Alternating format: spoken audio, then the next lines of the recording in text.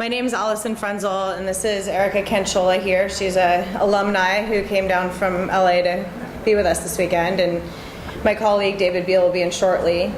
And we're NUEVA, School for the Performing Arts, and our structure is very different than a lot of different academies and a lot of different performing arts programs around here because we're very small. Yeah. I want to go give it to my boss right now. Yeah, totally. Probably should wait for Dave to get here, but I don't want to cut into their time. Will you help me with that, by the way? Will you tell me when I'm like 5 minutes until halfway through? Yep. Sweet, thank you. Hi, Kenny. Do you want to go see if Beal wants me to just start? Erica? What? Will you run out and see if Beal wants me to just start without him? Yeah.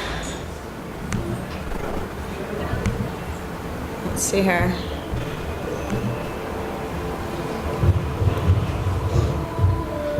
Ooh.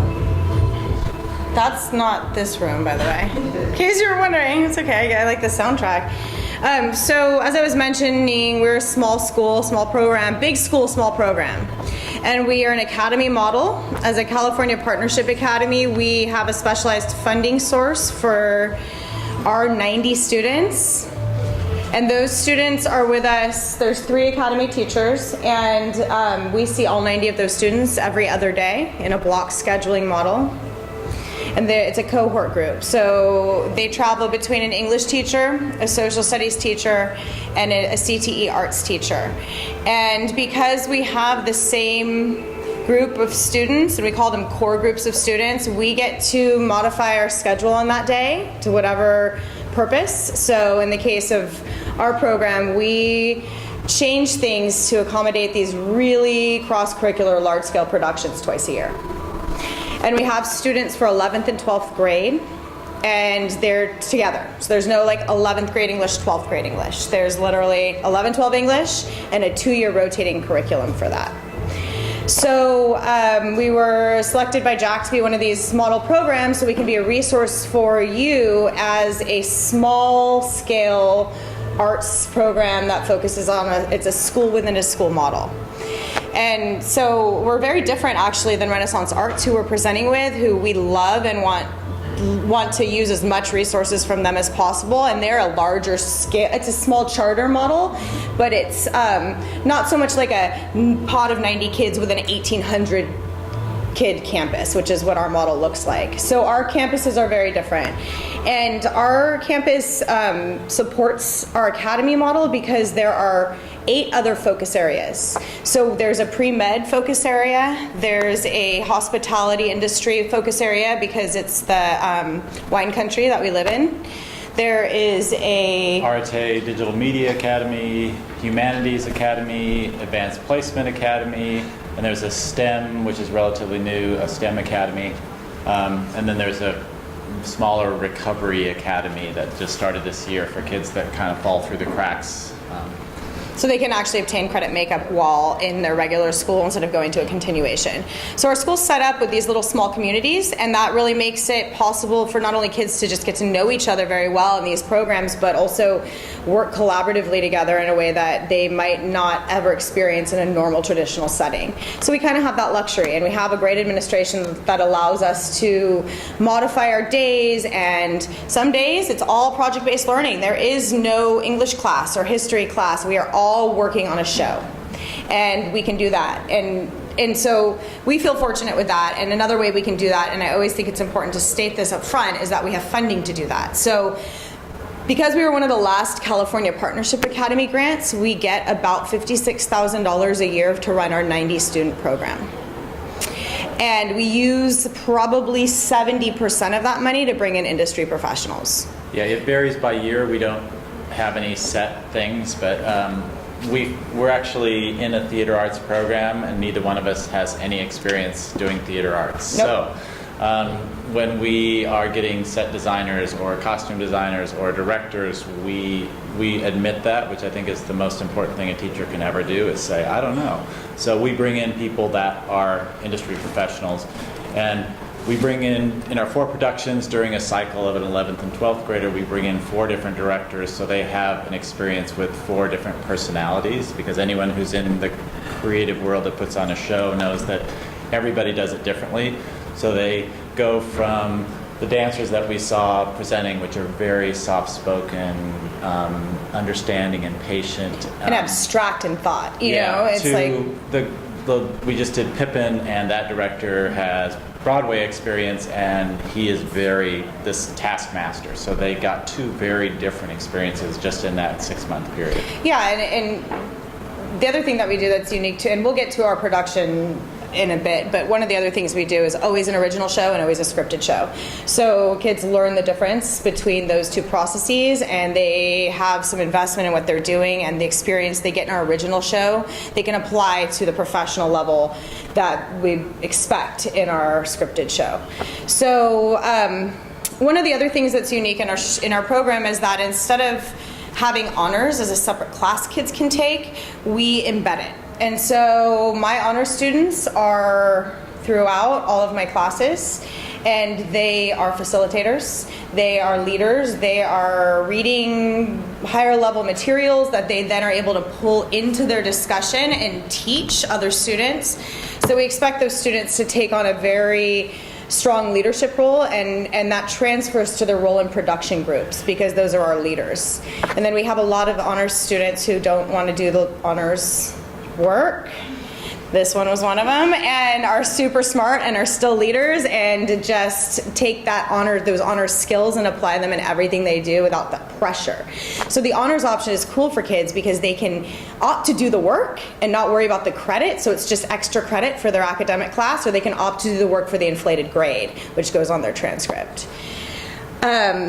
Another important component of our program are internship and field studies components. And so every senior is required to do 30 hours and juniors 10, and we'll get to that as well.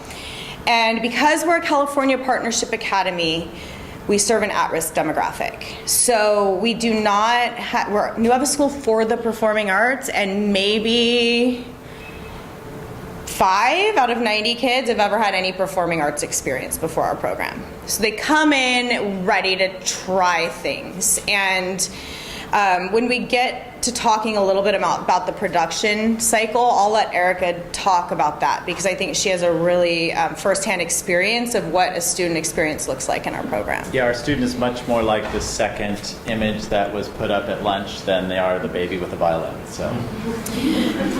So I want to talk briefly about how we incorporate our industry folk, because like I said, we allocate a lot of our budget to pay people. We do not believe in asking people to do things for free, and we're fortunate enough to be able to pay them. And as mentioned in today's lunch session, these giant CTE incentive grants were given to districts, and they were all given to districts based on a formula. I mean, my administrator just plugged in numbers of how many CTE offerings we have and how many articulated programs, and then we got like $300,000 for a school.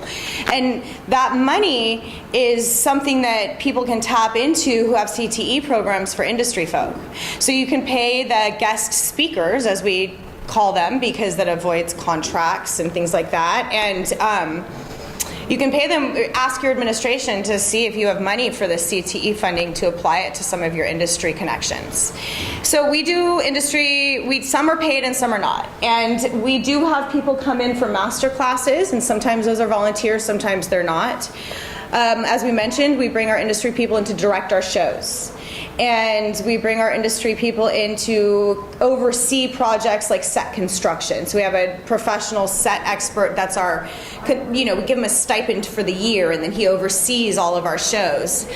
Same with our lighting consultant. So there's always, in every area of theater, we have an expert in that area to oversee us, because we're managing kids.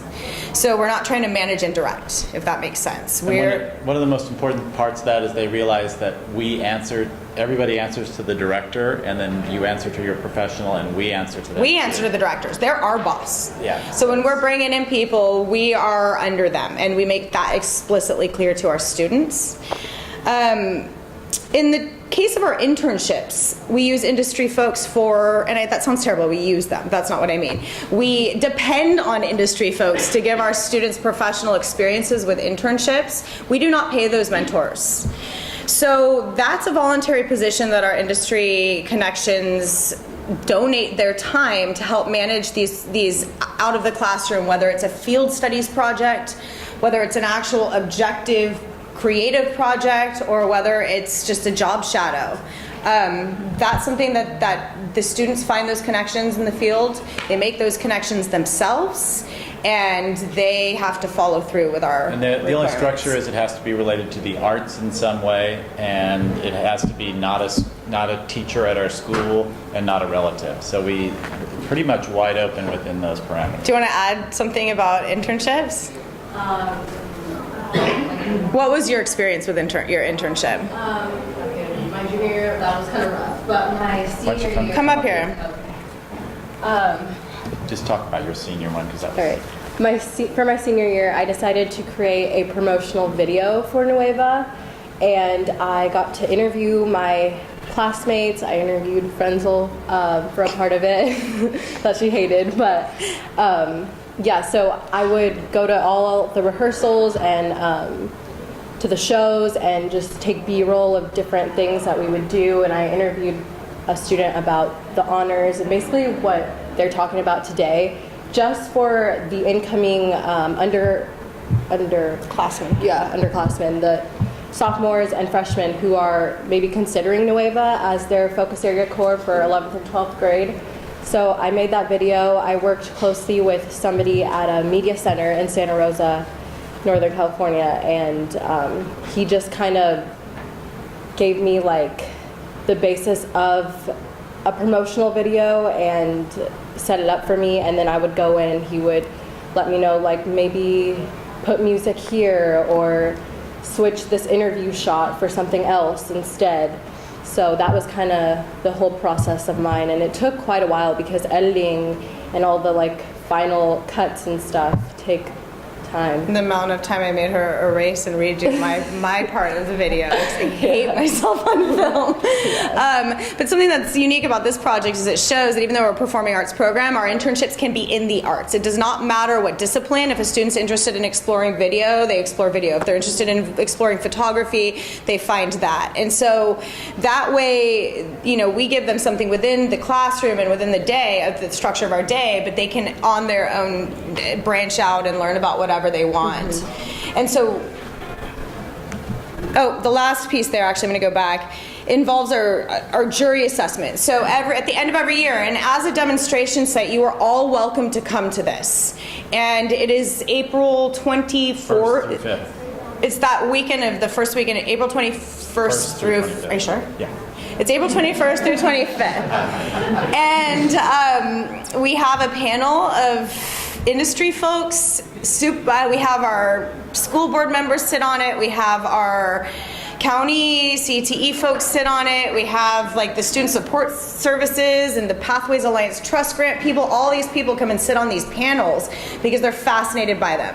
Because what the students have to do is they have to present their internship extemporaneously, no note cards, no PowerPoint. You are speaking on these talking points because that's what an interview is.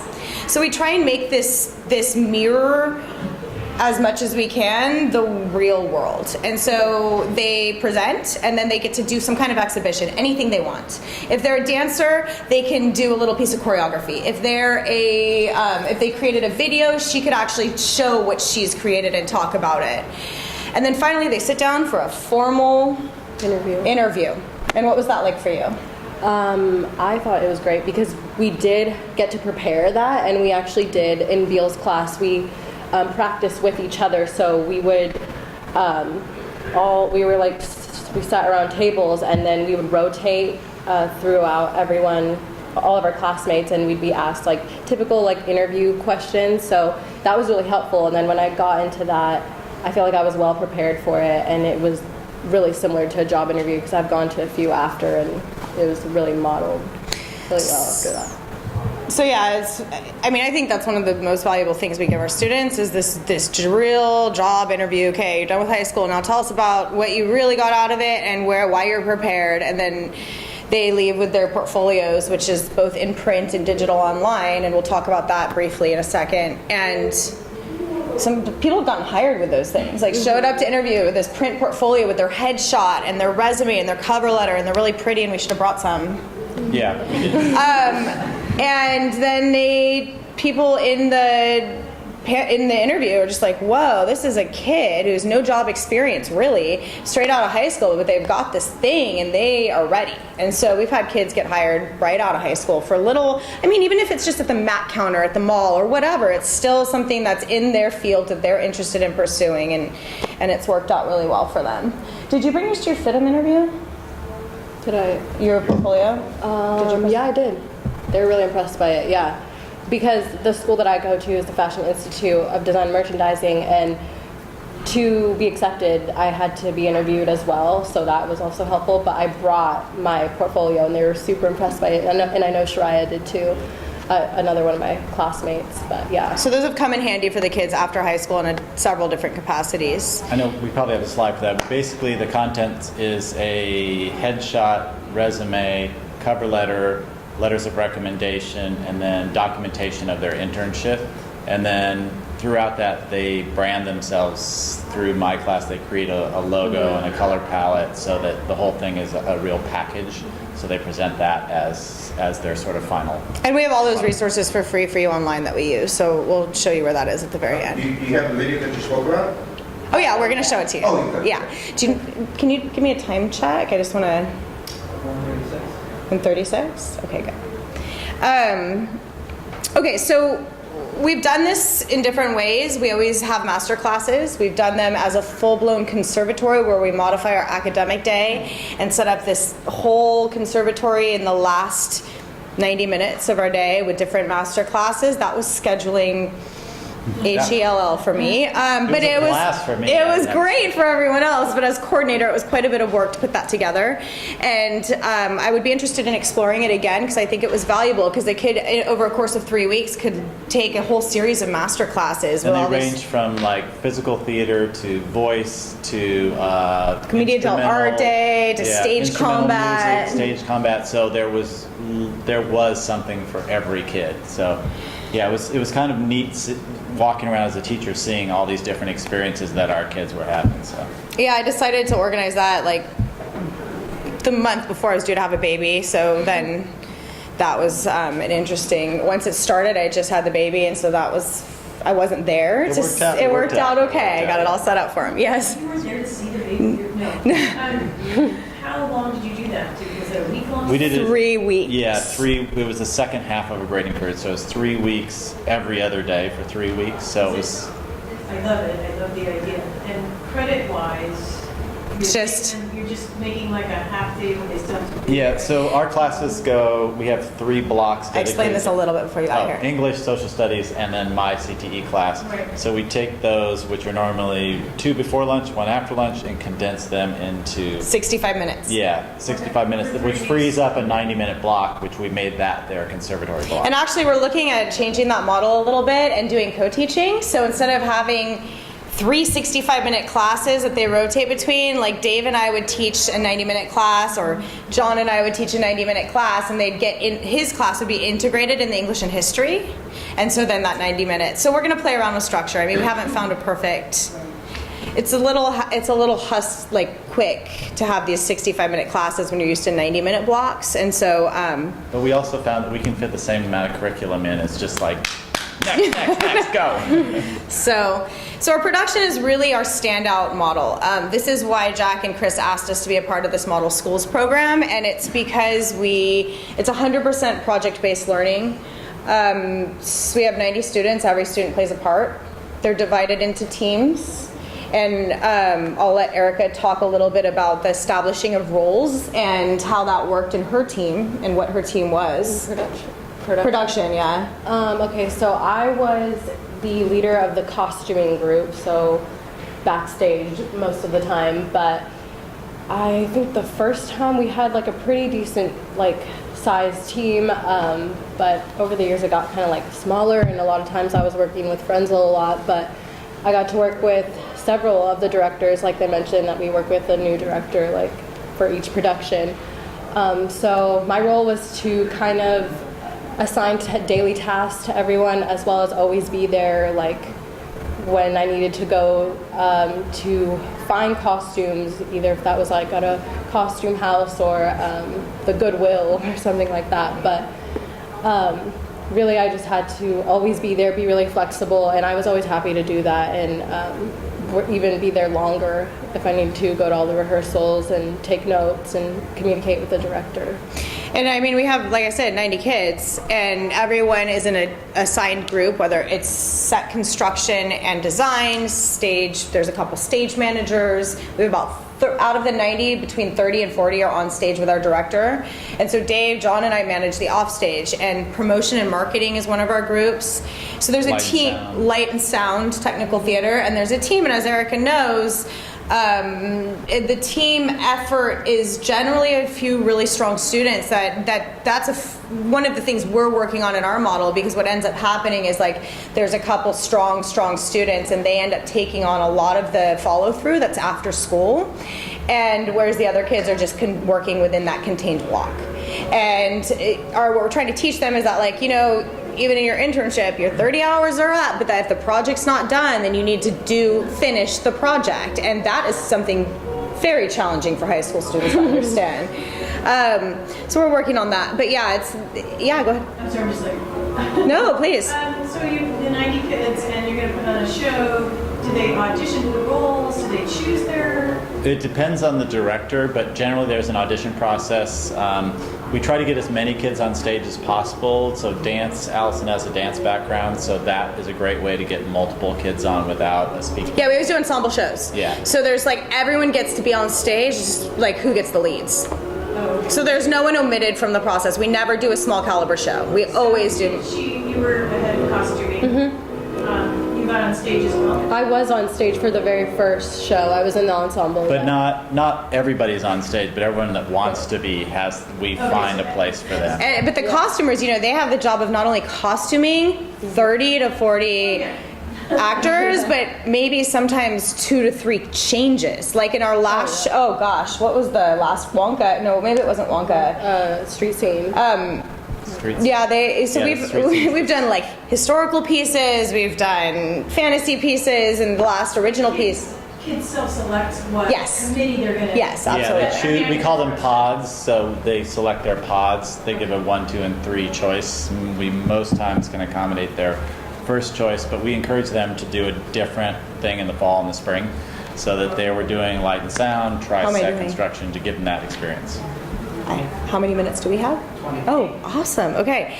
So push on past this. I'm going to talk this last thing, the assessment piece of our production units. It's kind of off the... Every student does a full-blown written self-assessment. And we give them essential questions for each of the different things that we expect them to talk about, your challenges, the transferable skills you've gained, the level of collaboration that you had experienced, your follow through, your work ethic. So we set up this assessment tool that requires them to write articulately using examples from their experience, and we found it to be one of the most valuable assessment tools that we have, and they are honest.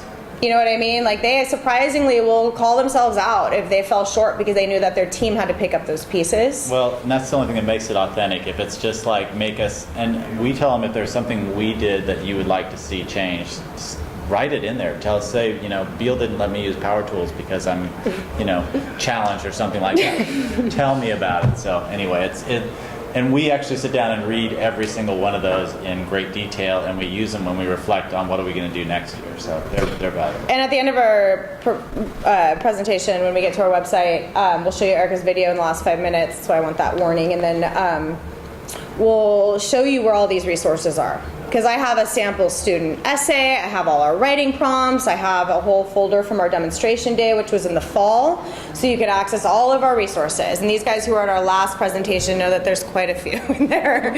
So hopefully they will be helpful to you. So we talked briefly about internships. One of the common questions we're asked is if we place kids, and the answer is no. We've been burned, like, repeatedly. We found that students don't necessarily follow through with things unless they have to do the legwork. And so what we have done is placed kids and then had kids blow our connections, and I will never do that again. So we have some folks that actually are used to working with us. We have the North Bay Stage Company, which is one of our partners, and they will take a large number of our students. We have 6th Street Playhouse, which is one of our partners. They'll take a large number of our students.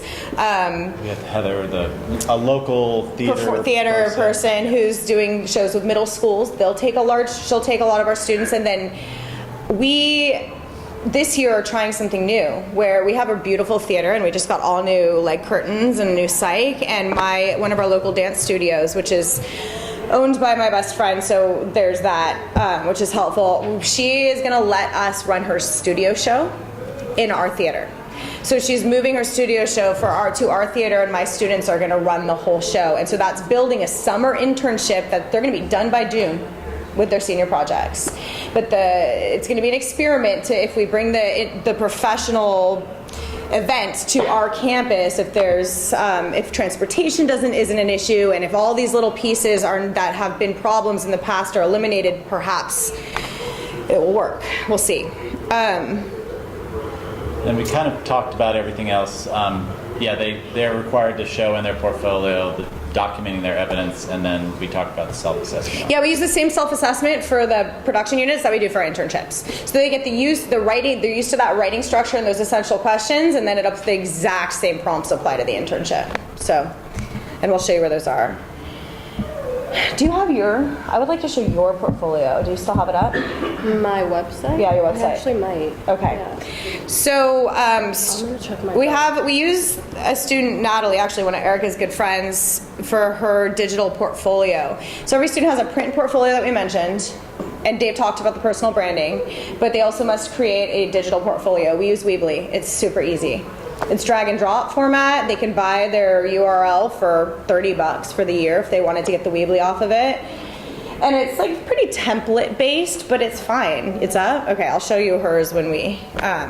Is there business cards in this? Yeah, I think maybe. I love Weebly. Isn't it great? Yeah. It's like, and that's what we use for our teacher sites too, honestly. So, and we pretty much covered this slide with the branding and the importance of the assessment piece. And this is the jury assessment process that I invited you to, and we covered this as well.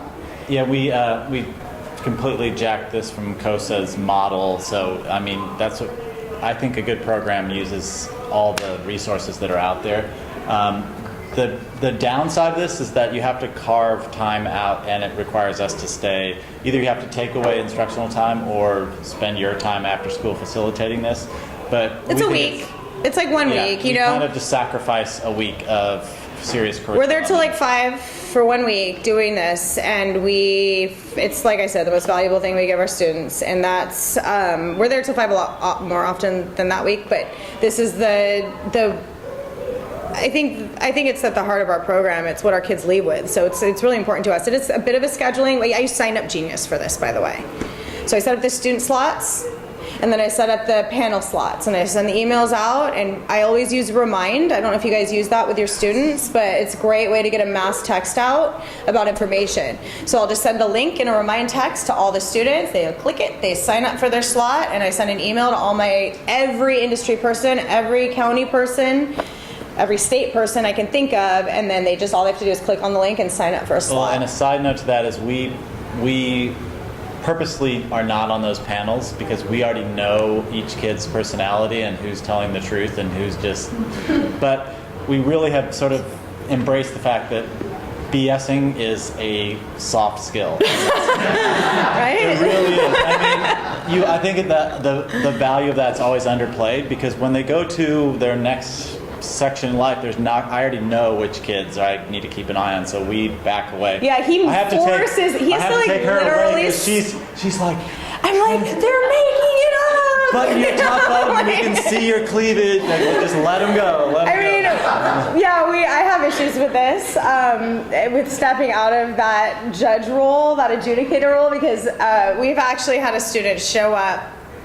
No, she showed up with a sheer skirt, and Allison said, that's not appropriate for an interview. You really can't wear that. So she came back with just her tights on with They weren't no even dress. leggings. Like, she just took the skirt off.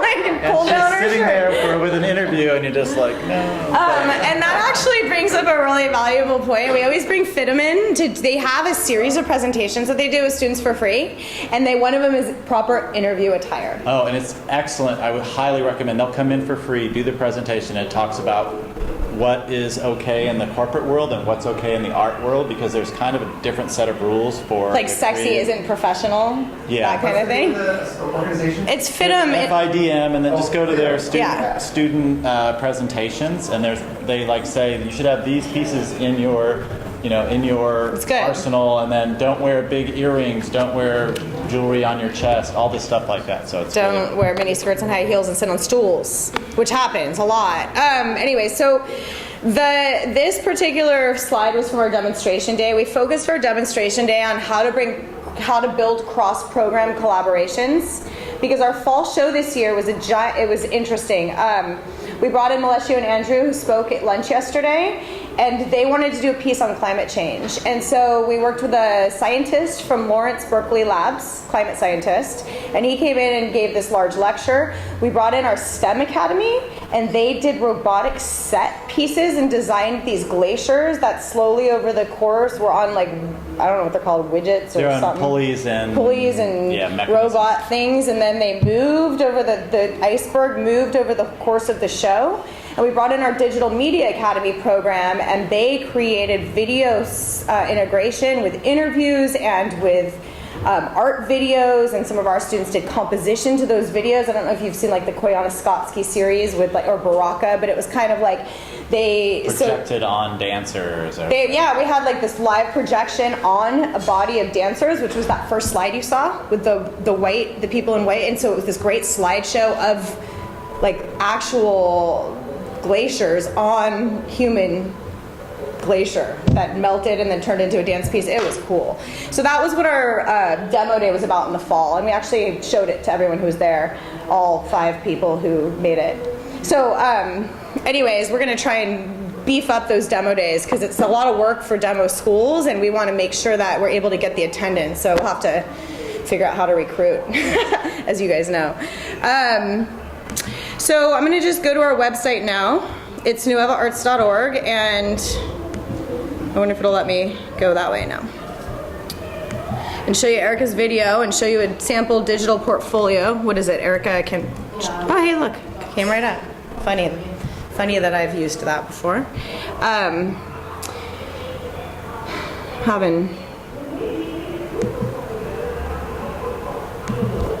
We're having Wi-Fi problems in here. I know, but it's really slow on my computer, so I'm gonna try it again and see. I'll pull up both things at the same time.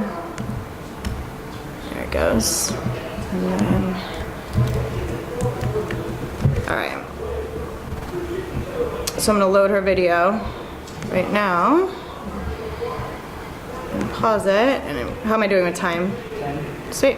All right, so here's an example of a student digital portfolio, and it's this student, and they have to do a little intro page, a bio about themselves, which is the first piece. And it's basically exactly what's in their real portfolio. It's just a slightly different format. And Erica is a video, I don't know if anyone went to her presentation yesterday on video blogging or vlogging, but she has a YouTube channel, and it's kind of YouTube famous a little bit. I like to call her that. She has a lot of followers, and she's been doing this for 25,000. 20, how many? 25,000. So follow her, and then beef. It's a lot, right? I have 6. So she has a link. She has a link to her personal video site. The resumes, we have them embed the resumes, not upload a link. So we use a tool in Weebly. If it's not letting me, there it is. So they can actually, whoever is visiting this, so on their business cards is a link to this. They each leave with business cards, and on their business cards is their website. So anybody that they see, if they're networking, and they could be like, check me out, and then hand them a business card, and then they could go right to this site where they have everything here. And her resume is beautiful. Some of them are not. I actually think I'm gonna need to switch hers to our sample on the site because Natalie's is crazy. So what we have them do, because a lot of them don't necessarily have job experience, we have them put their production experience under just experience. And there you can see she was the head costumer in the NUEVA School for the Performing Arts. So it gives them a whole level of professionalism just from the program offerings. And content creator, she put her YouTube experience in there and her volunteer experience. So experience doesn't have to always be paid work experience. And I would have had her add this last year when after she graduated, I would have had her add her whole internship in here. Then they upload their letters of recommendation the same way. So people can read those and see those as they scroll down.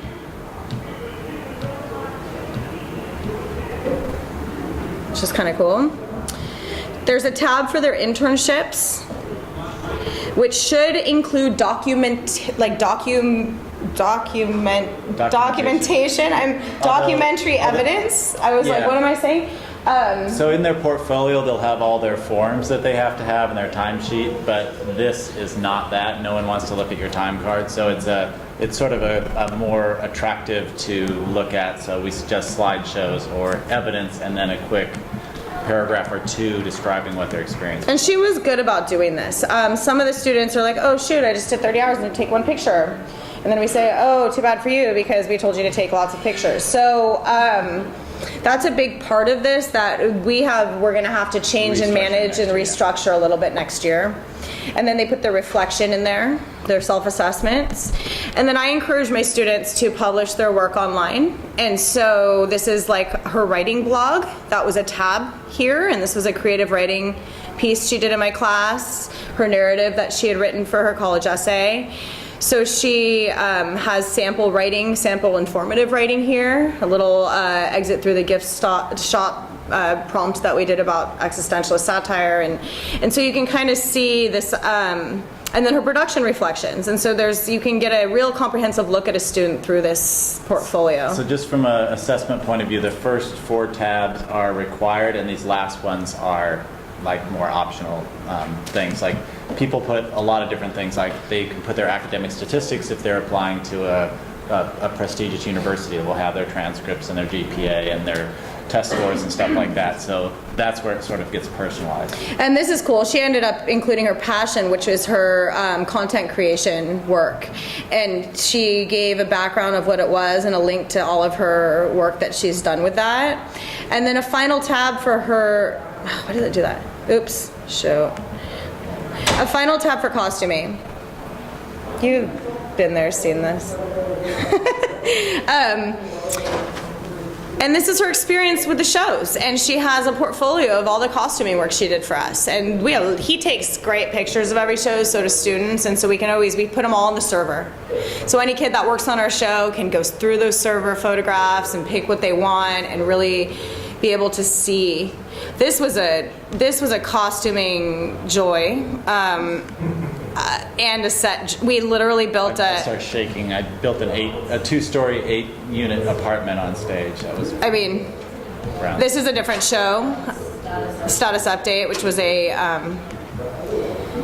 original piece, and this was Street Scene, which was a classic Elmer Rice piece, and that was the brownstone. That was the most elaborate set we've ever built. Great work. So, that was actually Home Depot's facade panels, yeah. So how we buy our stuff for set and costuming is through a grant. We use our grant money to fund we have a costuming and a set budget. And we use our money because it's project-based learning, to be able to fund that. We don't ever break even with our shows, honestly. Our shows are for educational purposes; they're not for profit, and so we are fine with that. And if anyone's ever had to work with MTI or get rights to a show, it's expensive, and so we don't really look at it as a fundraiser for the program because we have funds to support this kind of programming, if that makes sense. So, And one thing, we have a promotions department, so we sell out almost every show because they go through social media, local newspapers, promoting in the school. That's their sole job during that 4 to 6 week period. So and we're lucky to have that because we share the theater with a regular drama department. oh yeah, we're not our theater program, by the way, and we share. And it's taken a very long time to establish a good relationship in sharing, but now we have one. And she even made our swords for Pippin, which was really cool.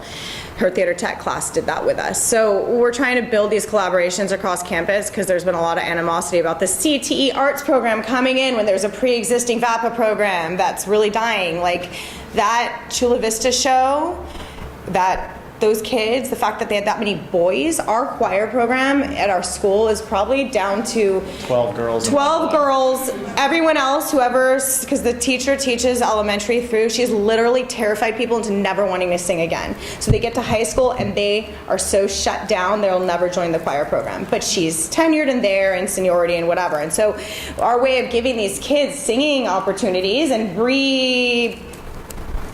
igniting their passion is to give them working with Broadway vocal coaches and bringing in our own industry people to teach them things that they are not even going near in the Do we have time for choir. Right now? Yeah, I think we have 5. How much time do we have? For the video? Okay, so we'll show you Erica's video real quick. This is our website. It has all these resources for you. Do we not have time? People can just watch it on their own. If you, huh? Okay, it's your turn then. Let me show you guys where to find all this stuff. In that thing that Beal, okay, bye. Thank you. In that thing that Beal's passing out, you'll find a link to this website. On this website, you'll see the video we talked about. It's right here. It's this top promo video. This link right here is to all of the resources that we've provided and made public with templates for performance task development, with templates for course development, with our sample courses, with our planning matrices, with everything that we use. They're in this folder, and it's all a shared Google folder. And STEAM resources, design thinking, what we did on our demonstration day, how to build collaborative relationships. There's all kinds of resources here for you. And finally, all the internship stuff is under the Experience tab. So you have links to all of our documents that we give our students, our mentor agreements, our time cards, all of our resources for resume and cover letter development, and then all of our assessment tools under Experience. And all of those are editable. This is all public and editable, yeah. And then under design, you'll have links to the curriculum, like our production course, our internship course, what it looks like, our course outlined by unit in my English class, and our teacher websites and all that stuff. So it's really easy, it's public, it's on our website, and you have the link on your booklet. Hi. And so I'm going to turn it over to Renaissance Arts, and thank you for listening to all of that. And if you have questions, you can always ask me via email or ask Dave at the end of this, because I'm going to sneak out to my dad's presentation. So, thank you.